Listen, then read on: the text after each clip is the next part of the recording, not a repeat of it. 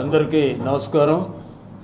గత సంవత్సరం రోజులుగా నా మీద మీడియా కానీ కొంతమంది నాయకులు కానీ పదే ఒక కార్యక్రమం పెట్టుకొని కార్యక్రమం ప్రకారం ప్రచారం చేయడం చూస్తున్నారు. నేను అనేక సార్లు పార్టీ మారను, ఎట్టి పరిస్థితుల్లో కూడా మారేది లేదని అనేక సార్లు ఖండించాను.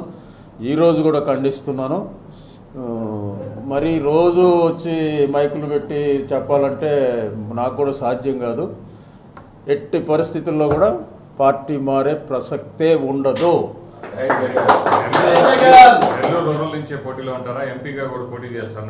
అది ముఖ్యమంత్రి గారి ఇష్టం. ముఖ్యమంత్రి గారు ఏం చెప్తారో తెలియదు. పోయి ఈరోజు రేపు కనుక్కొని అది కూడా క్లారిటీ ఇచ్చేస్తాం. నేను కలిసిన మాట వాస్తవం. కలిసి వాళ్ళని ఆపేదానికి ప్రయత్నాలు చేశాను. నా ప్రయత్నాలు ఏమీ ఫలించలేదు. అది కూడా హైకమాండ్కి చెప్పడం జరిగింది. ఆయన్నే విపిఆర్ని విపిఆర్ని కలిసినప్పుడు మాగుంట కూడా అక్కడే ఉన్నాడు. ఆయనకు కూడా చెప్పాము. ఆయన నేనేం పోవాలనుకోలేదు, నన్ను పంపిస్తే పోతాను, ఉండిస్తే ఉండిస్తానని ఆయన అన్నాడు. ఈయన మాత్రం ఏదో సీరియస్గా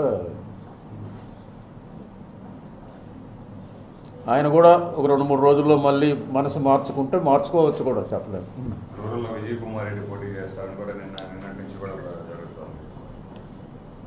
ఇట్లా రకరకాలు జరుగుతుంటాయి. హైకమాండ్ని కలిసినంత మాత్రాన్ని రూరల్లో పోటీ చేస్తాడని, టౌన్లో ఆయనకి హెల్ప్ చేయమని కూడా అయి ఉండొచ్చు కదా. టౌన్లో ఎవరో ఒకరు కావాలి కదా మన పార్టీ తరఫున పెద్దలు హెల్ప్ చేసేదానికి. నాకు కూడా గట్టిగా పని చేయమని చెప్పి ఉండొచ్చు, టౌన్లో కూడా హెల్ప్ చేయమని చెప్పి ఉండొచ్చు.